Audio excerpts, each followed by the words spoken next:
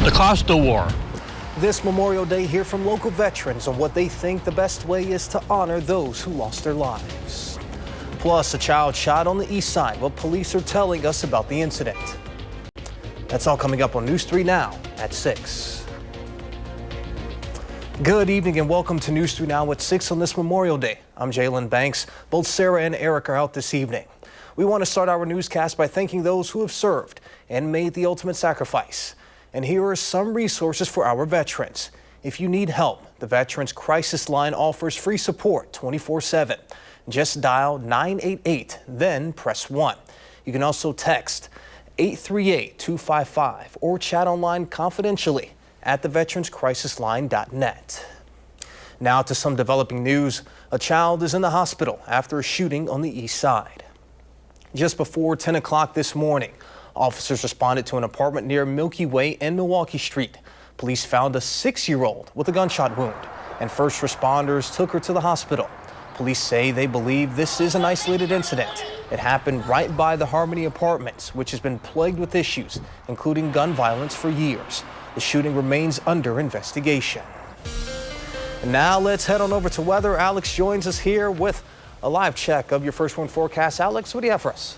Beautiful evening out here on the patio. And again, happy Memorial Day from the First One Weather Team, from us to you and to all veterans. Thank you very much for your services. And a gorgeous evening, a beautiful evening to get outside, grill, whatnots, take a stroll, and just enjoy the nice weather, because some not such nice weather is in the forecast by the time we get into Wednesday, especially Wednesday. Our rain chances are really going to increase. And we've been mentioning for days now that this weather is on the way to southern Wisconsin. So we're going to trade out the nice stuff with the not such nice stuff. Showers eyeing up areas. Oh, let's say US Highway 151 into the northwest as we're going to Tuesday. But as we go to Tuesday and Wednesday, the showers become more widespread across all of southern Wisconsin, lasting through a good portion, if not all of Wednesday. Light to moderate at times. Not expecting heavy rains or this to be a huge soaking rain, but consistent light rain chances as we go all the way from Tuesday into Wednesday. Coming up in Maine weather, we'll show you how much water we can expect from that weather system.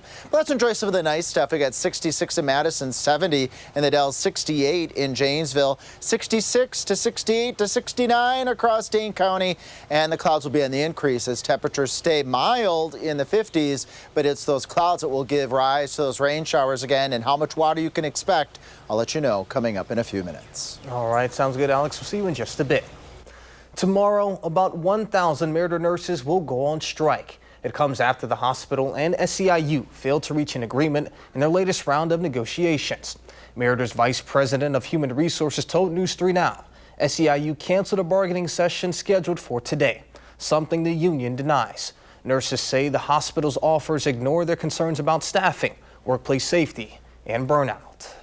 The hospital says it's ready to manage without striking nurses, but that people who are arriving at the hospital should carve out extra time for parking and entrance delays.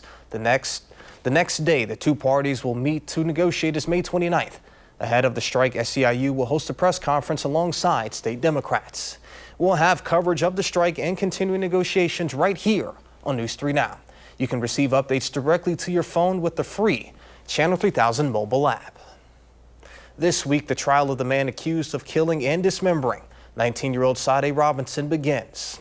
33-year-old Maxwell Anderson is charged with first-degree intentional homicide, mutilating a corpse, and arson.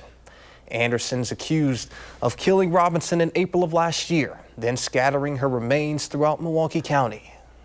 Less than 2 weeks after she was last seen, the Milwaukee County Sheriff's Department found Robinson's burned-out car, a leg they identified as hers, and arrested Anderson. He has pleaded not guilty, and online court records show his trial will begin tomorrow morning at 9 a.m. The search for a boater who went missing on Lake Monona earlier this month is over.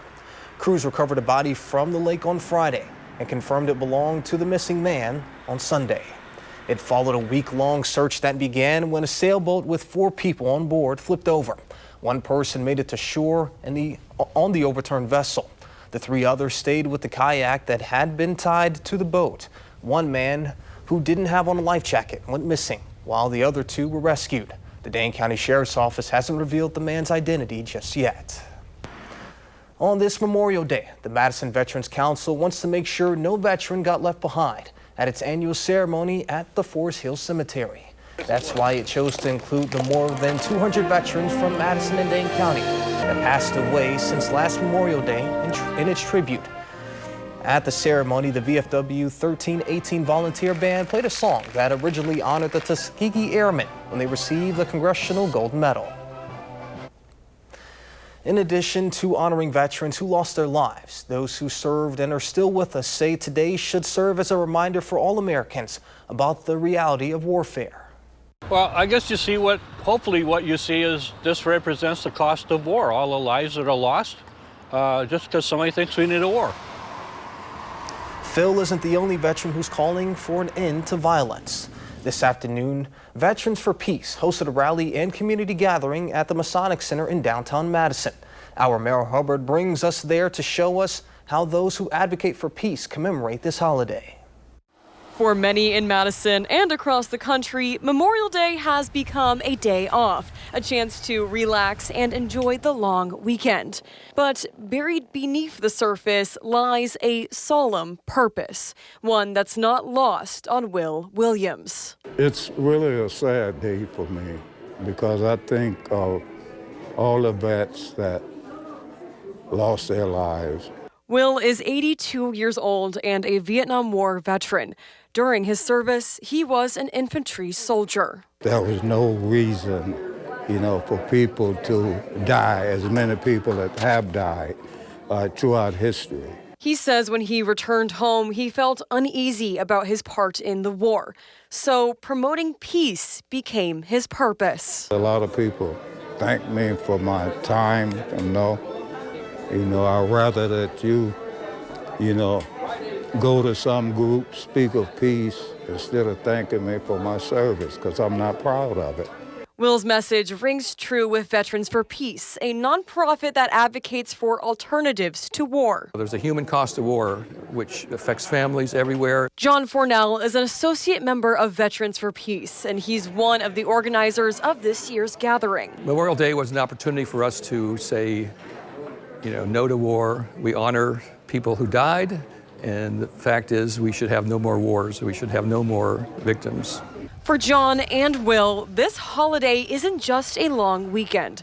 It's a call to remember the true cost of war, and I hope that its meaning isn't lost on others. To commit violence or to harm others is not the purpose of the military. It's to defend this country. Reporting in Madison, Merrill Hubbard, News 3 Now. Merrill, thank you. Still ahead on News 3 Now, how the president is responding to Russia's latest attack on Ukraine.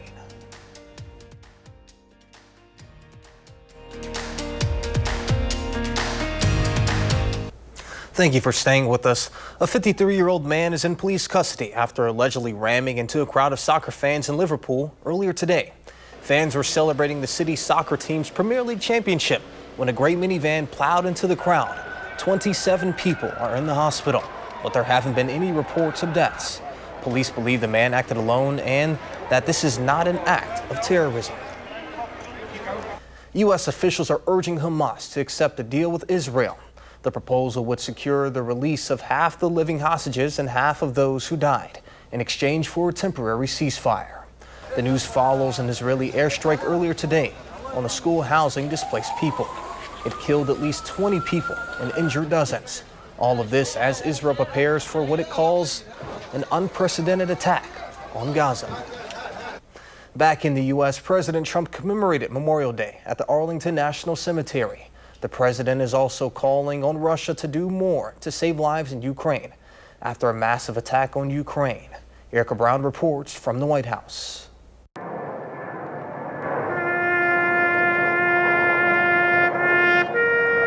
Taps played after President Trump placed a wreath at the tomb of the unknown soldier, a somber annual Memorial Day tradition. President Trump. During his remarks at Arlington National Cemetery, the president commemorated the servicemen and women who died in service to their country. They gave everything, and we owe them everything and much, much more. Vice President J.D. Vance also reflected on their sacrifice. The very best way to honor the fallen is to only ask the next generation to make the ultimate sacrifice when they absolutely must. We must be cautious in sending our people to war. While the president honored Americans lost in battle, he's stepping up criticism of Russian President Vladimir Putin after Russia's largest aerial attack on Ukraine since their war began. We're in the middle of talking and he's shooting rockets into Kiev and other cities. I don't like it at all. Ukrainian officials say more than a dozen people were killed after more than 350 drones struck Ukrainian cities. He's killing a lot of people. I don't know what's wrong with him.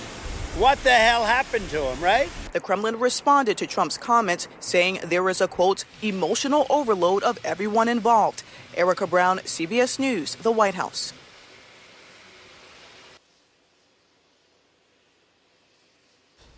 Meanwhile, the president says he's pushing back the implementation of a 50% tariff on the European Union from July 1st to the 9th. The announcement followed the president's conversation with the president of the European Commission on Sunday. The commission says it's ready to advance talks swiftly and decisively. Coming up next on News 3 Now at 6, Maddie Heimsch takes us to the annual Avenue of Flags in Madison. And a look at the first warn forecast is coming up after the break.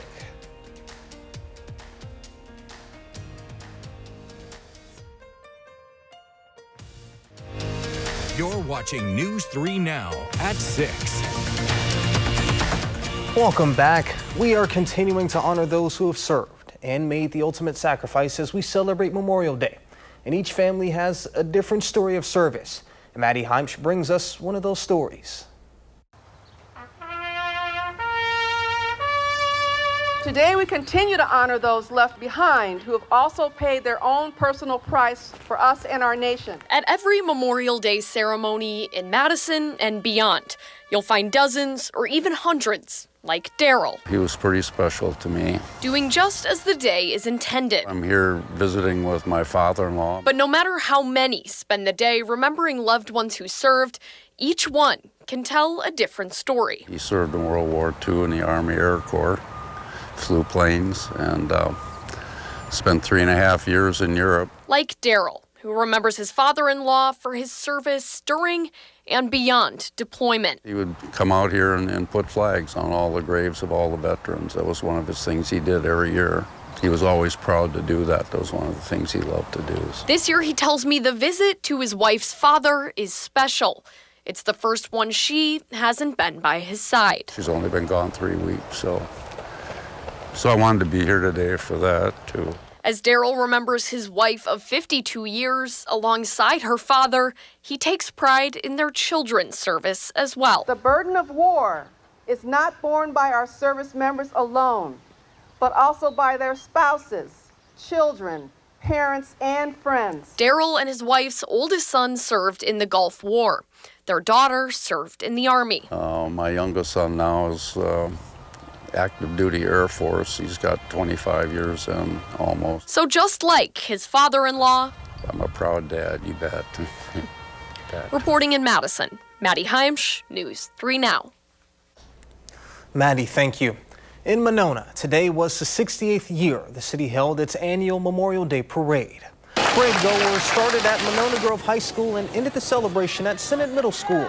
The parade brings veterans and the community members together to showcase local groups, businesses, and most importantly, our veterans. I think that's why everyone comes out, because they want to give thanks and they want to celebrate our community, and they're fired up for summer. And it was an absolutely perfect day for the event with no showers in sight, but that could change soon. Alex is here now with the complete look of your first one forecast live in the studio. Alex? Yeah, we snuck in a beautiful day today here across southern Wisconsin, picture perfect. And as part of the 3 things you need to know, those rain showers will be back in the forecast Tuesday going on into Wednesday, but I promise you things are going to be warming up as we head towards the weekend. Mild and then warm by the time we get into early next week, but just small rain chances after we get through Tuesday going on into Wednesday. That's our greatest chance for rain here, so let's track it together using Future Track right now. Those showers building in really along U.S. Highway 151 areas off towards the north, towards the west as we go into Tuesday, but becoming more widespread as we go a little bit later into Tuesday night, going on into Wednesday. Notice becoming real widespread. We got a circulation, a little pressure system moving into the area as we go on into Wednesday. Wednesday night with those shower chances eventually dwindling as we go a little bit later into Thursday. Now, I said in first weather, I'd be first to let you know how much water can we expect out of this. Widespread quarter, maybe a half inch if we're lucky. This isn't going to be one of those big soaking rains that we saw just last week, but every little drop will help as we move forward because much of the area is still abnormally dry to moderate drought conditions across parts of areas near the Wisconsin-Illinois border. We will get an update as we go into Thursday as to if we've seen some improvements in the drought monitor. Lows tonight will be in the lower 50s, 53 Janesville, 51 up towards Baraboo. A little bit warmer out towards the Mississippi River will be those clouds filling in first. A few showers, as we said, off to the west of Madison. Upper 60s, a little warmer now on Tuesday because we're expecting that potential for the showers to hold off just a little bit. Current temperatures out there right now, we got 66 in Madison, 70 in the Dells, and 69 in the Wisconsin River Valley. Here in Dane County, we're from 66 to 68. How about a 69 down the road on Highway 14 and planning the evening, a beautiful evening. Clouds will be on the increase as we go through the rest of the evening into the overnight. Temperatures getting down to a low of about 51 to 52 degrees, so a mild night overall. There are those shower chances Tuesday, Wednesday, going on into Thursday. And once we get beyond that Thursday time frame, then those temperatures start to warm up as we go a little bit further out into the following work week. We could take that full screen there so we could show how warm we're going to be Monday going on into Tuesday. Temperatures getting up into the 80s, lows in the 60s, so a little bit more in the way of humidity as we start getting out into next week, and that's going to bring better chances for showers and thunderstorms. We'll keep an eye at that time frame. We could be looking at maybe a strong storm or two entering the picture again as we get out into early next week. But Tuesday, Wednesday, especially Wednesday, going to be a rainy day, light rain, chilly temperatures. So we tried out all the nice stuff for, well, a day or two of not such nice stuff, but we could use the drops. So if you want to look at it that way, it's nice stuff. But we can just focus on today, which has been absolutely Gorgeous. Beautiful. Yeah, really picture perfect. It can be warm, humid, muggy, stormy on Memorial Day. Nothing like that today. And completely pun intended, but it's been a picture perfect day for a special team here in Madison. What do we have coming up in sports? Yeah, it was a home run if you're asking for beautiful baseball weather, because still to come in sports, the Madison Mallards opened their season at the Duck Pond. We've got the highlights coming up next on News 3 Now.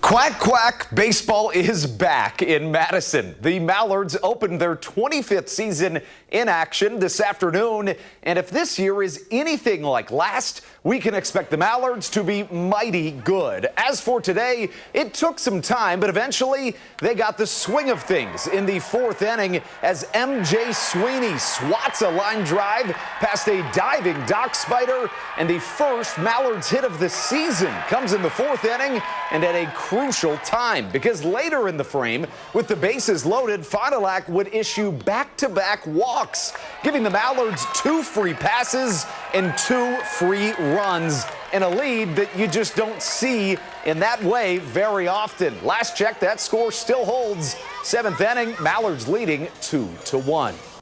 To AmFam Field, where Jordan Love threw out the first pitch, and Jackson Chorio saw the very first pitch that the Brewers saw in the game and hit a bomb. The second-year stud says Yahtzee and gives the Crew a first-inning lead that they would never give back, as the Brewers take the series opener over the Bo Sox 3-2.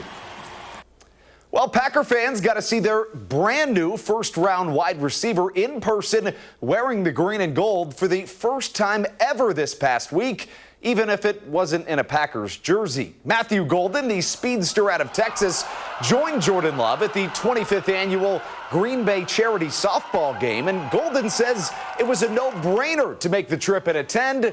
As for Love, he says it was a no-brainer that the Packers selected him in the first round.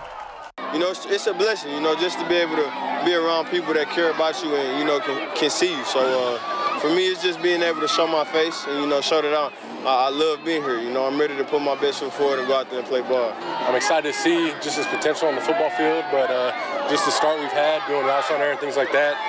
You know, he looks like a stud, looks like a very polished receiver, so I'm excited to see, you know, just how far he can take it. The speed speaks for itself, you know, running a 40-yard dash, and anytime you get a 4.2, you know, that's some blazing speed right there.